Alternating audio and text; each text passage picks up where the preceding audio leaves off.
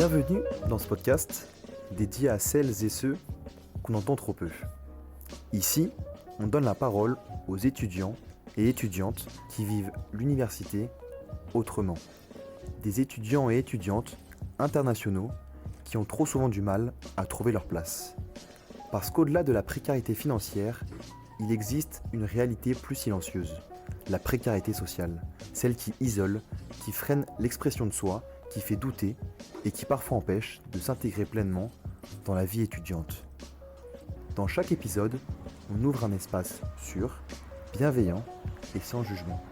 Un espace pour se raconter, pour comprendre, pour partager des expériences, des difficultés, mais aussi des stratégies qui conduisent à des victoires forgeant ainsi la résilience. Installe-toi, respire et laisse nos histoires te transformer.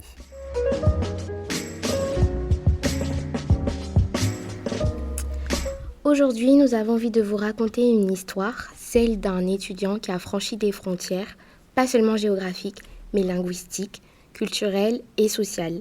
Il est arrivé ici en France avec une autre langue que le français, l'anglais, cette langue qui ouvre des portes, mais qui peut enfermer quand on ne la comprend pas. L'épisode d'aujourd'hui, c'est l'histoire d'un parcours, comment on construit sa place quand on a l'impression de ne pas avoir les bons mots. Aujourd'hui, nous avons le plaisir d'accueillir Bright et on va parler de difficultés, mais surtout de réussite, de projets et de cette fierté ou non d'avoir trouvé sa place ou de n'avoir pas trouvé sa place. Alors, bienvenue dans cet épisode.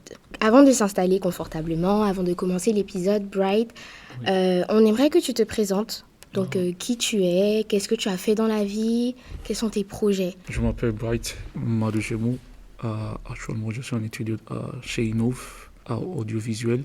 Mais avant ça, j'étais étudiant en sciences polytechniques, Sciences Po et public administratif dans mon pays, Nigeria, avant d'arriver en France. Actuellement, je suis en France depuis 4 ans maintenant. Ok. Et qu'est-ce que tu fais aujourd'hui? Qu'est-ce que tu fais? Est-ce que tu es toujours étudiant ou tu as d'autres projets? Actuellement, je suis dans toutes les choses dans les audiovisuels. J'ai fait des photos, j'ai fait des vidéos, et j'ai fait des sonos aussi. À l'école, avant de rentrer dans les audiovisuels chez Innov, j'ai déjà commencé tout ce parcours dans mon côté. J'ai une chaîne de YouTube, j'ai un podcast aussi, mais pas forcément actif sur les réseaux sociaux. J'ai juste fait un petit vidéo, un petit épisode. Après ça, j'arrête. Mais je veux continuer ça en avenir. Et chez Innov, comme je dis, je suis en audiovisuel. Mais actuellement, je vais arrêter ça bientôt parce que je vais faire un autre parcours sur digital marketing dans notre école. Et c'est tout. Ok, merci Bright. Et on aimerait comprendre qu'est-ce qui a fait que tu t'es réorienté? Tu nous as parlé de sciences politiques, que tu étais en sciences politiques au Nigeria. Quand tu es arrivé en France, qu'est-ce qui a fait que tu n'as pas continué? Est-ce que c'est parce que tu ne voulais plus ou tu ne pouvais pas le continuer? La vérité, c'est que quand j'étais au Nigeria, j'ai fait Sciences Po et public administratif. C'est pas forcément pour aller étudier à l'école, c'est parce que mes parents disent il faut que tu ailles à l'école. C'est à cause de ça que j'ai pris cette cursus pour dire ok, si je veux entrer à l'école, c'est quel cursus je suis vraiment intéressé, qui a mon potentiel dedans, qui je suis. Parce que moi, je ne suis pas quelqu'un qui aime les choses qui maths, les sciences. Je préfère la littérature, les choses comme ça, les economics. C'est à cause de ça que j'ai rentré dans les Sciences Po. Mais arriver en France, c'était vraiment compliqué. Parce que quand j'arrive en France, je pose des questions. Je fais quoi ici? Parce que j'arrive, je ne parle pas la langue française. C'était vraiment compliqué. Le parti de côté administratif, pour vraiment intégrer dans le pays, c'était chaud pour moi. Mais les premières années, je n'ai pas commencé à apprendre français parce que mon but, ce n'est pas pour rester en France. J'arrive avec ma sœur. Actuellement, elle est à Manchester. Elle a fait un master à Manchester. Elle a déjà fini. Elle a commencé le travail déjà. Mais c'est après, moi, j'ai décidé pour rester en France.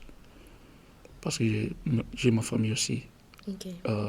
Si je peux parler de comment j'arrive en France, c'est à cause de ma famille, parce que ma mère elle habite ici. On a fait le visa de regroupement de famille. Ok. C'est comme ça que j'arrive en France. Ok. Mais quand j'arrive en France, je ne suis pas forcément à prendre les décisions pour rester en France. Ok. Il y a beaucoup de freins aussi qui arrivent. Donc, comme ça, c'était la langue. Aussi, c'est totalement différent. Les pays francophones, les cultures francophones et anglophones, c'est totalement différent. C'était les raisons que je ne peux pas rester en France au début. Mais maintenant, j'ai décidé pour dire il faut que je reste ici, je bâtis ici. Ok. Moi, j'ai 2 questions pour toi. Oui. Donc, tu as dit que quand tu es arrivé en France, c'était pas facile et Oui. que la culture francophone et la culture anglophone n'est pas du tout la même. Oui. Et tu as aussi dit que tu ne voulais pas rester en France. Mais là, ça fait combien de temps maintenant? Ça fait 4 ans maintenant. 4 ans. Qu'est-ce qui s'est passé? Pourquoi finalement tu es resté en France? Et comment tu as fait aussi pour t'adapter à cette culture qui n'était pas du tout la tienne? Comme j'ai dit au début, c'était difficile. Mais il y a beaucoup de raisons que j'ai pris cette décision pour rester en France. Une de les raisons aussi, c'est j'aime ma famille ici. Ok. Aussi, j'ai trouvé aussi c'est une opportunité pour moi, comme quelqu'un qui vient d'Afrique, de deux langues qui est vraiment particulière en Afrique, c'est anglais-français. J'ai dit pourquoi pas intégrer dans un pays, ça sera une opportunité pour toi aussi pour avoir les deux langues. Mhm. Ça veut dire si tu vas aller en Afrique, tu vas avoir beaucoup d'opportunités. Parce que maintenant, tu parles anglais et tu parles français. J'ai dit, ok, ça aussi. Mais l'autre aussi, c'est... J'ai trouvé une famille ici, j'ai trouvé une belle communauté qui s'appelle ICC. C'était vraiment formidable pour moi quand j'ai trouvé cette communauté. Ça, c'est un des raisons aussi j'ai resté aussi en France. C'était ça, ma famille, l'avantage pour parler le langue, pour comprendre d'autres cultures aussi. Parce que j'ai trouvé aussi en France, c'est un pays qui est vraiment social. Il y a beaucoup de culture ici. Ça veut dire, c'est comme je viens ici en France, je n'ai pas besoin forcément pour aller visiter d'autres pays. C'est à cause des gens qui viennent d'autres pays aussi, par exemple Afghanistan, Maroc. J'ai avoir cette opportunité pour trouver cette différentes Ok. cultures. Ça m'aide aussi. C'est à cause de un des raisons que j'ai resté en France. Ok. Quand on t'entend parler, finalement, on se rend compte que tu as fini par un petit peu trouver ta place. Oui. Mais avant qu'on parle de comment tu as fait pour trouver ta place, les premières années, comment c'était? T'as pas assez... comment c'était que on aimerait bien comprendre qu'est-ce qui était dans la tête de Bright quand il est arrivé en France, quelles difficultés tu as pu rencontrer. Oui. Et puis aussi, tu es venu pour les études. Mais comment tu as fait aussi par rapport à la fac? Est-ce que la fac a été un soutien ou finalement tu as trouvé un soutien ailleurs? Personnellement, pour moi, c'est quand j'arrive, c'était le temps de Covid. Tout s'était fermé. Ça a ajouté dans les choses aussi pour être compliqué pour moi. Quand j'arrive, j'ai pas de documents, les choses comme ça, parce que tout s'est fermé. Il faut que tu attendes pour commencer le processus de administratif. Quand j'arrive, les premières années, c'était, je pense, j'ai resté à la maison plus de 6 mois. Je n'ai pas sorti. C'est à la maison parce que je ne connais pas personne sauf ma mère. Et j'étais avec, quand j'ai dit, je viens avec ma sœur aussi. Et aussi, ici, j'ai un petit frère et un petit sœur aussi qui étaient nés ici. Ça aussi m'a aidé aussi de ne pas être seul parce que j'étais autour de ma famille aussi. Mais les premières années, quand j'ai dit, je n'ai pas commencé à apprendre français. Ok. Un des plus grands problèmes pour moi, c'était la langue française. Ok. C'était comment communiquer, comment parler avec des gens. Première année, j'ai resté autour de gens qui parlent anglais seulement. Quand je sors, c'est toujours les gens qui parlent anglais. C'était vraiment compliqué, comme je dis. C'était vraiment compliqué parce que j'ai trouvé en France, c'est un pays qui est vraiment fier de sa langue. Les gens ils sont fiers de la langue française. Parfois, quand tu vas trouver les gens qui parlent anglais, ils ne parlent pas. Ils vont dire non, tu es en France, il faut que tu parles français. Ça m'a vraiment challengé parce que quand on regarde d'autres pays aussi, par exemple, allemands, l'anglais, c'est la langue que tout le monde parle. Ça veut dire 90% des gens parlent anglais. C'est normal pour eux. Mais ici en France, j'ai trouvé ça, c'est pas le cas, c'est pas la même chose. Mais du coup, les deuxième année, j'étais perdu. Les deuxième année, j'étais tombé dans les dépressions. J'étais dit, je fais quoi ici? Qu'est-ce que je veux faire? les gens, ma mère pose des questions. Qu'est-ce que tu veux faire ici? Qu'est-ce que tu fais comme études ou travail? Je dis, je sais pas, parce que les francs que je vois maintenant, c'est la langue française. Aussi, une des choses que j'ai trouvé aussi en France, c'est les Français, aiment cette partie de diplôme, le papier. C'est pas comme en anglais. En anglophone, c'est si tu as des compétences, tu peux aller, tu dis j'ai des compétences, tu as des preuves, tu montres tes portfolios, tu montres qu'est-ce que tu peux faire.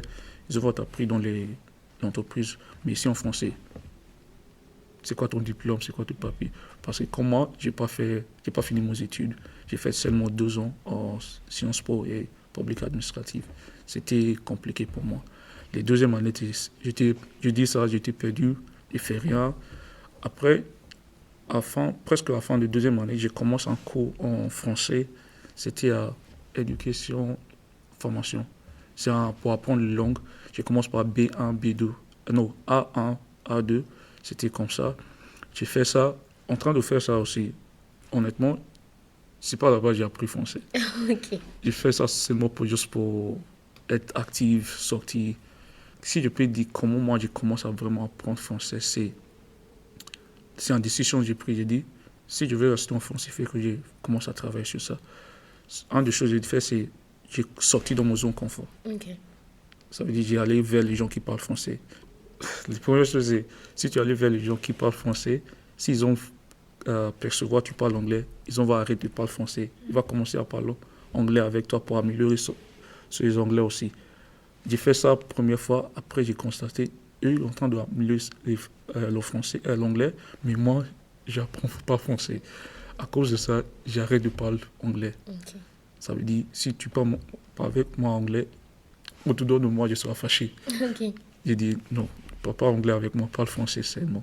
C'était comme ça que j'ai commencé à forcer moi-même pour apprendre français. C'est vraiment sortir dans son... Si tu peux donner cette conseil à quelqu'un qui va venir en France, je dis, ne reste pas avec les gens qui parlent anglais ou ta langue, sortir dans ton zone confort, aller vers les gens qui parlent français. C'est comme ça que tu vas améliorer. Ok.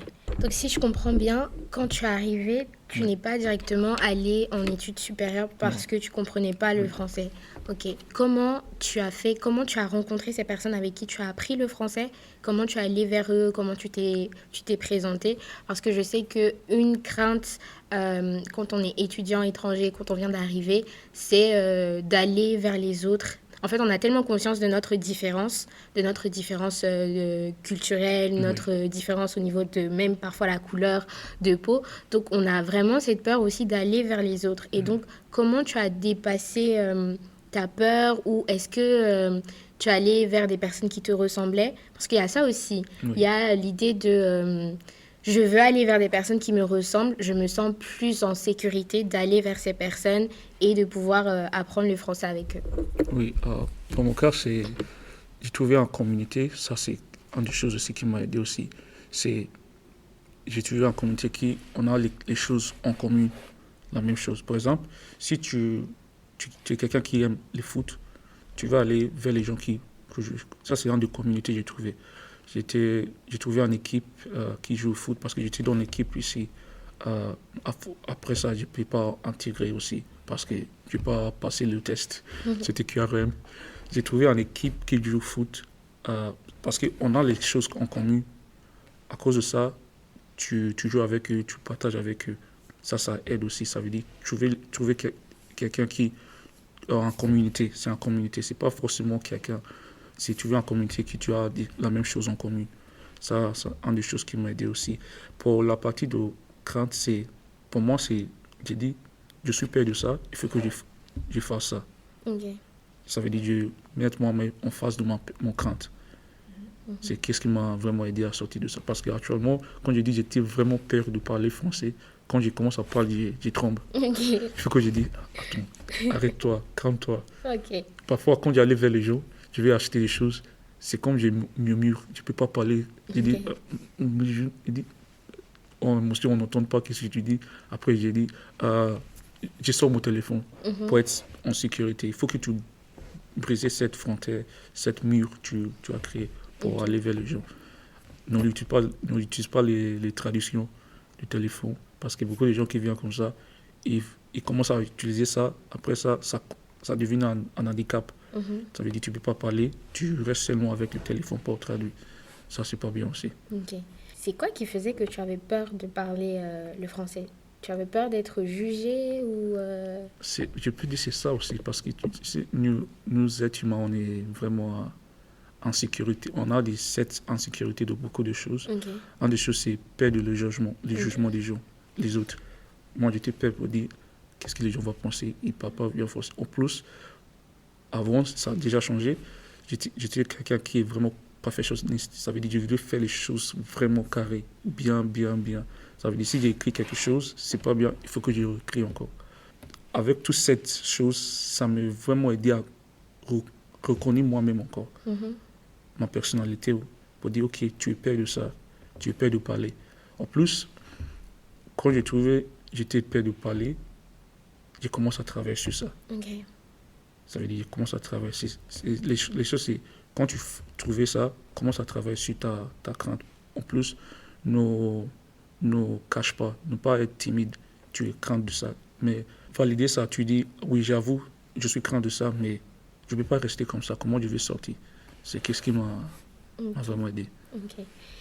Et une des choses aussi qu'on a remarqué dans nos expériences personnelles, mais aussi dans les épisodes qu'on a eu à faire, c'est qu'on ne va pas, en fait, je ne sais pas comment expliquer, mais il faut que nous-mêmes, en tant qu'étudiants étrangers, il faut qu'on aille vers les autres. Est-ce que toi, tu as eu ce sentiment de il faut que j'aille vers les autres, ou les autres s'intéressaient à toi, allaient directement vers toi? Si tu es fan, tu n'attends pas pour les repas viennent vers toi, c'est toi qui vas aller faire le repas.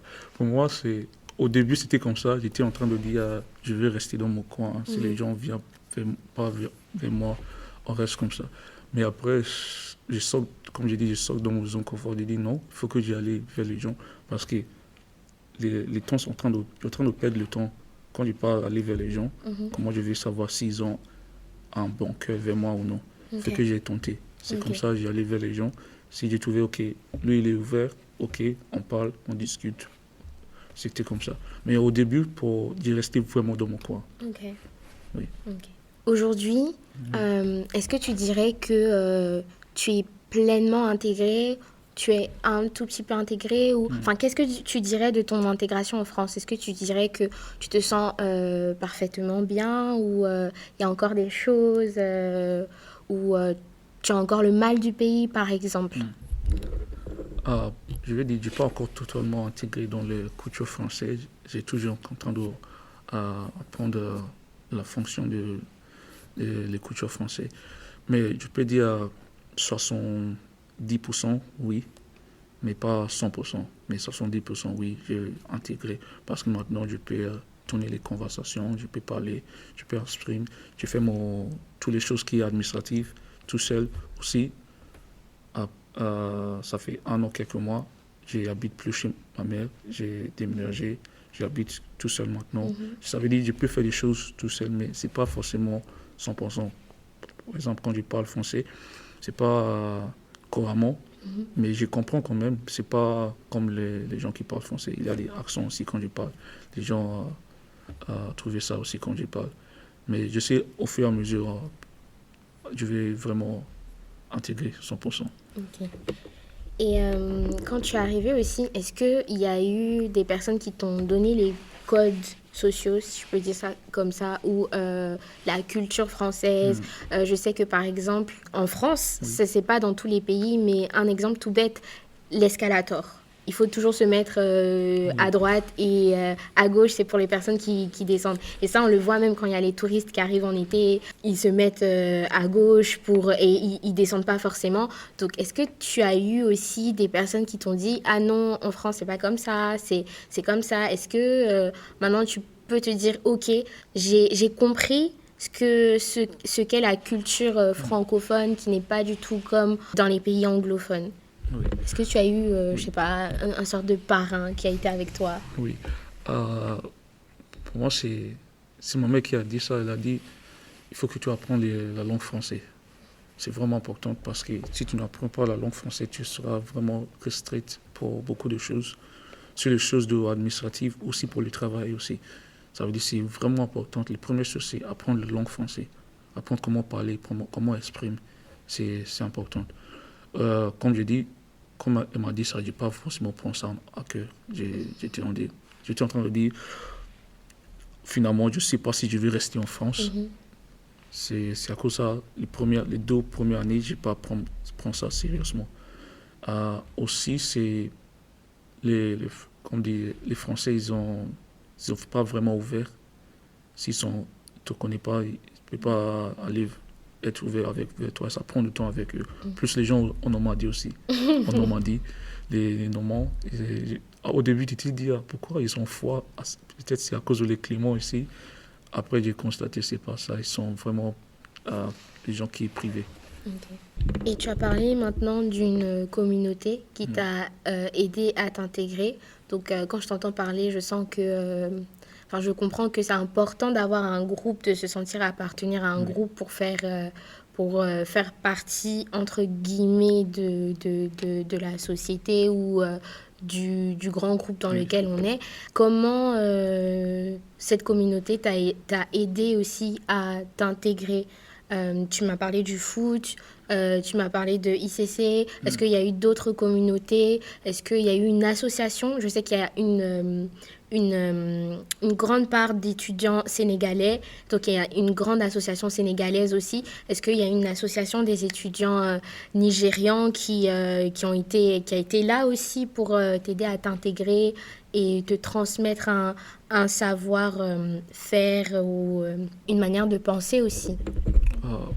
Oui, pour mon cas, malheureusement, je peux dire, je n'ai pas trouvé les communautés nigériennes qui sont étudiants, mais j'ai trouvé un ami, lui, il était là depuis, ça fait longtemps pour lui, parce qu'il arrive quand il était, je pense, 16 ans, non, 15 ans, oui. Il a fait son étude ici. Aussi, il parle anglais et il parle français aussi. C'est des gens qui font les comptables, oui. Okay. Oui, comptable, oui, c'est ça. Oui, c'est lui qui m'a expliqué aussi par rapport les choses administratives de France, comment faire, comment diriger ça, c'est quoi on ne peut pas faire ici, il y a certaines choses. C'est lui qui m'a expliqué aussi. Mais d'autres, je peux dire, c'est moi qui ai appris tout seul. Okay. Ça veut dire, j'ai tombé, je relève, j'ai dit, ok, maintenant je comprends ça. Par exemple, quand tu parles de la partie de escalade, les gens c'est moi qui ai observé ça tout seul. C'est pas quelqu'un qui m'a dit, c'est comme ça. C'est par l'observation. Aussi, en France, ici, quand tu vas entrer dans les bus, il faut que tu attendes les gens qui sont déjà dedans, qui vont descendre d'abord avant que tu rentres. Par exemple, dans notre pays, Nigeria ou Afrique, c'est pas comme ça. Comme les bus arrêtent, tu rentres. Mais ici, j'ai trouvé ça aussi, c'est pas la même chose. Mais si on parle de la communauté, je n'ai pas trouvé les communautés nigériennes. C'est les communautés qui m'ont vraiment aidé aussi, c'est mon communauté. Quand je parle ICC, quand j'étais là, tout le temps quand je viens, au fur et à mesure quand les gens parlent avec moi, ça m'a aidé aussi, ça m'a challengé aussi pour apprendre français. Parce que chaque fois quand les gens parlent, je n'ai pas compris les mots, je vais poser les questions. Ça veut dire ce mot, et c'est quoi les synonymes de ce mot? C'est comme ça que j'ai trouvé beaucoup de mots en français. Quand ils m'ont dit les synonymes, moi je vais aller chez moi, je commence à faire le travail. C'était comme ça pour moi. Ok. Et si on revient sur les études, donc quand tu as appris le français et que finalement tu as décidé d'intégrer, tu n'es plus reparti à la fac, c'est ça? Tu es directement allé à Innov ou Oui, okay. Directement à Innov. Ok. Et quand tu as intégré les études supérieures, comment ça s'est passé avec même ton intégration au sein de cette école, avec les autres étudiants? Comment tu as fait aussi pour... est-ce que tu as pu t'intégrer? Si oui, comment? Si tu n'as pas pu t'intégrer aussi, quelles raisons ont fait que tu avais du mal à t'intégrer dans cette communauté? Pour moi, avec Innov, j'ai intégré vraiment retard parce que c'était septembre, les cours, ça commence, c'est le 1er septembre. Moi, j'ai intégré vers 28. J'ai entré dans l'école 28 ou 29, je pense. Parce que j'étais au Manchester. Avant ça, j'étais au Manchester au mois d'août. Quand j'étais au Manchester, après cette décision aussi qui vient pour dire, tu es au Manchester maintenant, est-ce que tu vas revenir en France ou tu vas rester là-bas ou tu vas aller à d'autres pays? J'étais là avec ma chère, on était en train de discuter par rapport de qu'est-ce que tu voulais faire. Est-ce que tu vas rester au Manchester ou tu vas aller à d'autres pays anglophones? On a parlé de ça. Après, je reviens en France. Quand j'ai fini mon vacances au Manchester, je reviens en France. Quand je reviens en France, c'est une semaine ou 2 semaines après, j'ai contacté Innov. J'ai commencé à parler avec eux, je vais les intégrer dans l'école. Ils ont dit, tu peux intégrer, mais ils ont déjà commencé les cours, mais c'est 2 semaines depuis ils ont commencé. Tu peux intégrer, si tu peux rattraper avec nos élèves. J'ai dit oui, bien sûr. J'ai dit, il faut que je vienne pour les entretiens. Mais aussi, ils ont dit, il faut que je sache qu'est-ce que je voulais faire. J'ai déjà fait beaucoup de choses sur audiovisuel, des photos, des vidéos. C'était vraiment facile pour moi pour intégrer. Parce que je montre tout mon travail, toutes les choses que j'ai déjà fait. Quand ils ont vu ça, ils ont dit, c'est quelqu'un qui connaît les choses déjà. C'était facilement pour intégrer. Mais quand j'ai entré, aussi, j'ai trouvé que c'était pas facile.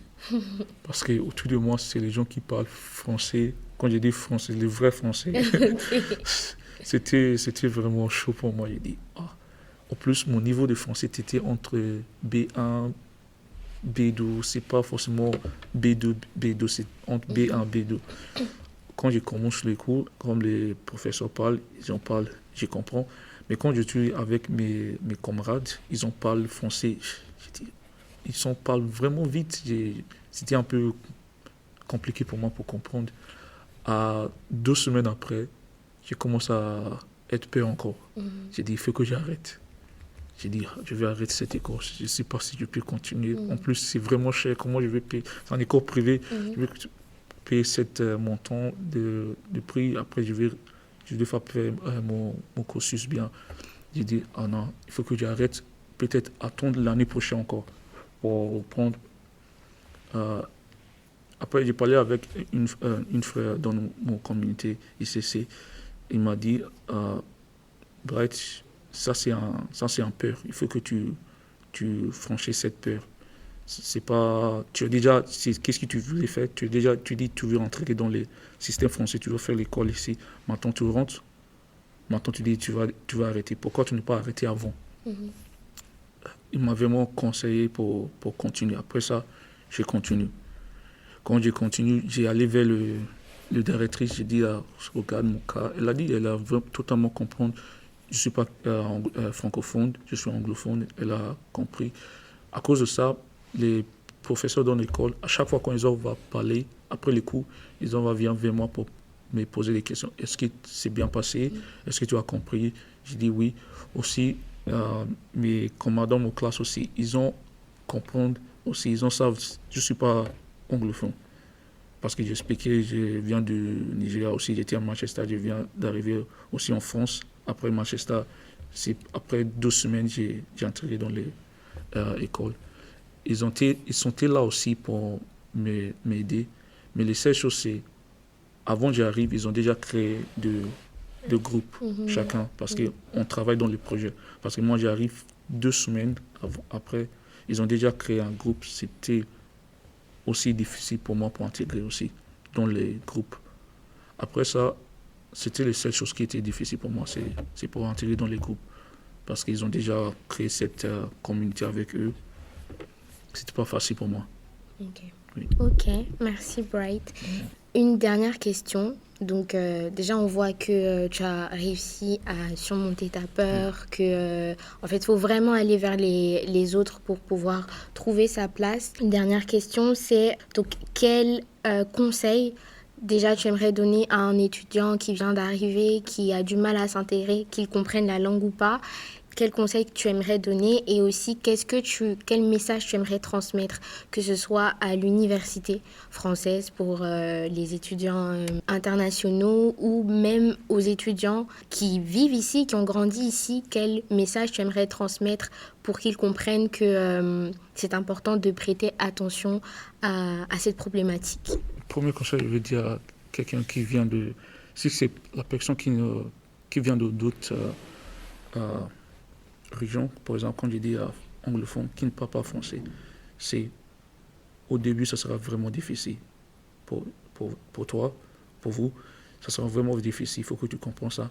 Mais ne baisse pas le bras, travaille sur ta compréhension française. Ça va vraiment t'aider à franchir beaucoup de barrières. C'est travailler sur ta langue française et aller vers les gens. Ne pas être peur. Aller vers les gens. Si tu allais vers quelqu'un qui n'est pas intéressé de toi, après, tu arrêtes, tu vas aller vers les prochaines personnes. Aussi, ne reste pas dans ta zone confort avec les gens qui parlent ta langue maternelle, anglais ou espagnol. Ne reste pas avec cette personne tout le temps. Aller vers les gens qui parlent anglais, français. Si tu sais, tu vas rester en France. Parce qu'il y a des gens qui viennent en France pour faire les études seulement. Après ça, ils sont partis. Si tu sais, toi, tu vas rester en France, tu vas travailler ici peut-être un peu avant de partir dans ton pays. Il faut que tu apprennes le français. En plus aussi, ça va t'aider aussi parce que maintenant, tu apprends une autre langue internationale. Tu peux utiliser ça dans d'autres pays, par exemple le Canada ou ailleurs comme d'autres pays en Afrique, Congo ou Burkina Faso. Tu vois, c'est ça, moi je veux dire aussi. C'est pas être peur. Aussi, tous les stéréotypes tu as chez les Français, c'est pas tout ce qui est vrai. Hein. Honnêtement, c'est pas tout ce qui est vrai. Il faut que tu tentes, tu ailles vers les gens pour savoir toi-même. Ok. Oui. Déjà, quel stéréotype tu avais, toi, par exemple, sur les Français? Et aussi, moi j'ai 3 questions. Et quand tu étais à Manchester, est-ce que tu t'es senti plus à l'aise là-bas? Tu t'es dit pourquoi je resterais pas? Et ma 3e question, c'est, je sais pas comment le dire en français, thinking pattern. Do you think in English and translate in French or the other way around? Je peux traduire pour nos auditeurs français. s'il te plaît. C'est pour dire, est-ce qu'il pense en anglais et qu'il ramène sa façon de penser en français, oui. ou est-ce que c'est l'inverse? Ok. Oui. Ça, c'est une bonne question. Le troisième, je vais commencer par le troisième. Ok. Parce qu'elle a dit si je pense en anglais avant de parler français ou comment j'ai fait. Les choses, c'est.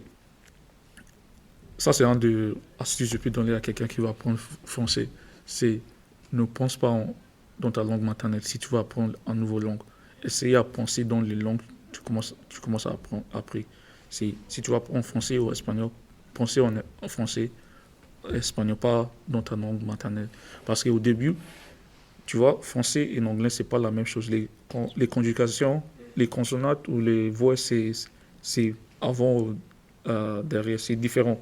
Ça veut dire si tu conjuguais anglais, tu essayais à faire la même chose en français. C'est pas la même. C'est pas la même. Du coup, pour moi, au début, c'était comme ça. J'ai conjugué en anglais, après j'ai essayé à dire en français. J'ai trouvé c'est pas vraiment agréable, comme les mots qui vont sortir. Mais du coup, j'ai commencé à vraiment penser en français.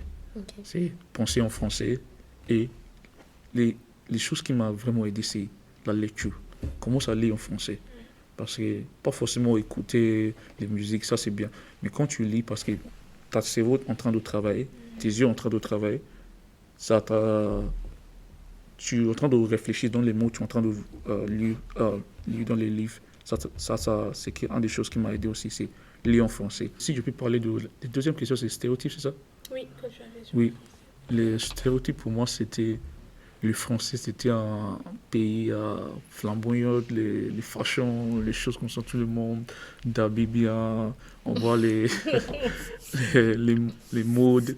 Mais quand j'arrive en France, c'était pas le cas. C'était pas le cas. Les gens, ils sont vraiment normaux ici.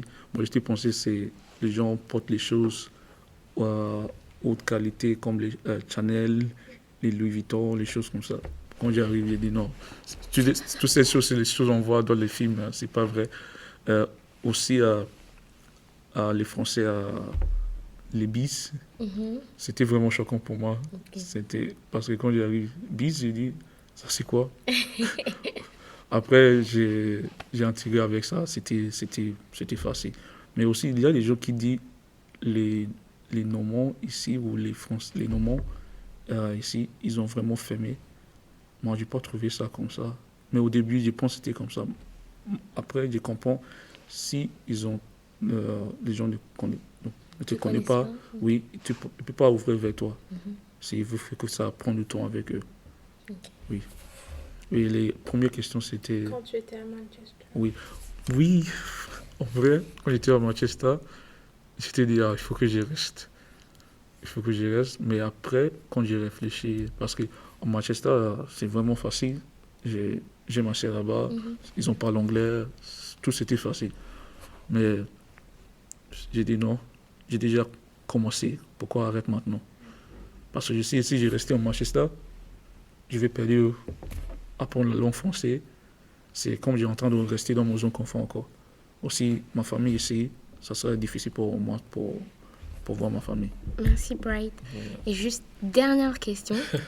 Oui, qu'est-ce que tu aimerais que l'université mette en place pour faciliter en fait l'intégration des étudiants internationaux? Par exemple, toi, tu m'as expliqué qu'à Innov, tu es allé discuter avec ta directrice, qu'elle a été à l'écoute et que finalement les profs étaient très réceptifs, ils venaient vers toi pour essayer de savoir si tu avais compris.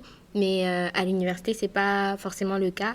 On est dans un amphi parfois de 200-300 étudiants. En médecine, par exemple, les professeurs n'ont pas du tout le temps à accorder à chaque étudiant. Donc, qu'est-ce que toi, tu aurais aimé voir à l'université et te dire, waouh, s'il y avait ça de programmé ou de pensé, j'aurais facilement trouvé ma place à l'université.